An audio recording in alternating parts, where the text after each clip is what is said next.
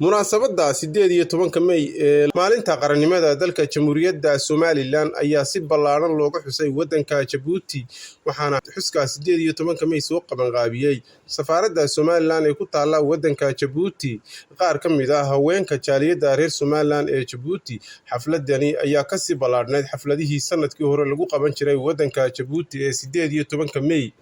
iyadoo oo sanadkani si ballaaran looga xusay waddanka Djibouti waxaana xafladda lagu qabtay hoteelka Sheraton ee ku yaala caasimadda Djibouti waxaa markii xafladdaasi bilaabantay khudbada ka soo jeediyay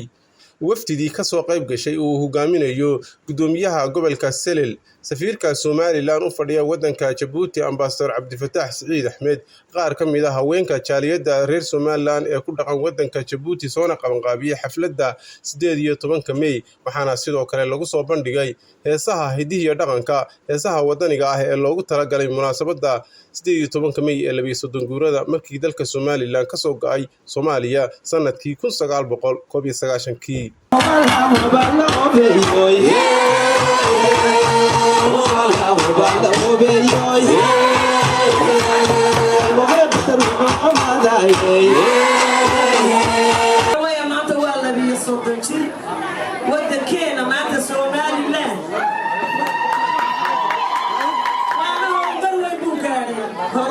sida Ilaahay baa siiyay kooxdaloolada yareeyo waxa ay jiraan Ilaahay waxaan ka baryaynaa ee maanta aynu waqtigan aynu maqlayno inuu Ilaahay naga joojiyo ayaan Ilaahay oo tabaryaynaa oo aynu xafladda ku xigta dhulkeena nabada aynu dhigano aad baad u mahadsantihiin farxaddaasina waxaan leenahay Allah inoo siyaadiyo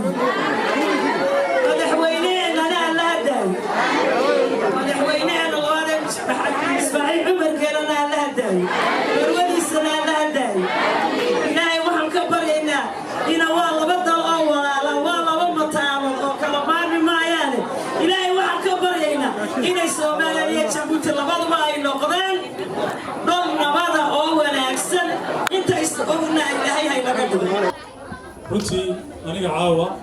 farxad gooniye bay taariikhda tiimka wada socono farxadaasi waa inaan la qaybsano maalinta qaaliga ah ee Somaliland shacabkeedu meel kasta oo joogaba meel walba laabta kaga qabo runtii farxadda inaan la qaadano waa taanu soo socdo midna caawa anu dadka waan kaga nasiib badan oo waxaan noqonayaa qofka kaliya laba dawladood caawa ka soo qayb qaatay xafladii teenii dalkina joogay tanna joogeedina joogay taasina wax kastoo yimaado waxaan kaga baxaynaa wada jir gacmays wax wada qabsi hadda aragtaan Somaliland oo meelaha laga turtuuraya Somaliland shidaal bay la soo baxaysaa caawa waa 18 May marka runtii waa habeen reyn oo farxada waxaan leeyahay hambaliyo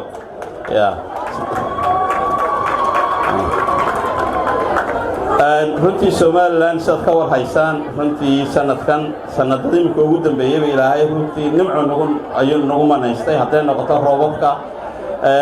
calanka tawxiid kale Ilaahay baa Somaliland ilaashanaya cid wax ka runtii qaadi karaysa ma jirto calanka tawxiid kale waxa way cid u timaaday iyadoo ba shabi doonta hadii Ilaahay daa waxaan halka runtii ka salaamay maanta ciidankeena qaranka ee haween iyo maalin runtii qabowga iyo kulaylaha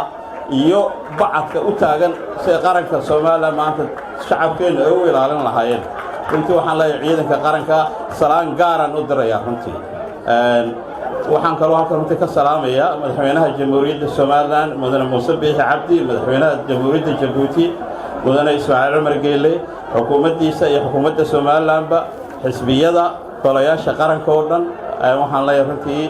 aad iyo aad baan ugu faraxsanahay sida wanaagsan runtii labada xukuumadood wada shaqeynayaan waxaan jecelahay idinkuna inaad kaalintiina ka qaadan doontaan insha Allah mar walba ka qaadataan inta ka badan insha Allah inaynu runtii ka hawlgali doono sandalkeena aynu wax ugu qaban lahayn isku kaashan lahayn waliba gaar ahaan waxaan doonaynaa insha Allah sanduuq inaan u sameeyno ciidanka qaranka dadkii runtii agoomaha ah agoomay insha Allah hadii la heedaa ta ugu horeysa ku tala jirno aniga iyo qolooyin badan runtii waan tashanay marka insha Allah waxaan jecelahay contributionka u horeeya inaan bixiyo insha Allah hadii $3,000 account-ka lagu shubo agoomaha hadii la yiraahdo insha Allah ku agoomay dagaaladii ka dhacay qaranka Soomaaliland marka waxaan leeyahay hambali mar labaad iyo mar saddexaad jaaliyadda reer Soomaaliland ee ku dhaqan waddanka Djibouti oo ay hormuud u tahay safaaradda Soomaaliland ee dalkaasi Djibouti ayaa haatan habeenkan si ballaaran uga xusay xuska 18 dalka Jamhuuriyadda Djibouti Maxamed Jaamac warbaahinta Soomaaliland Djibouti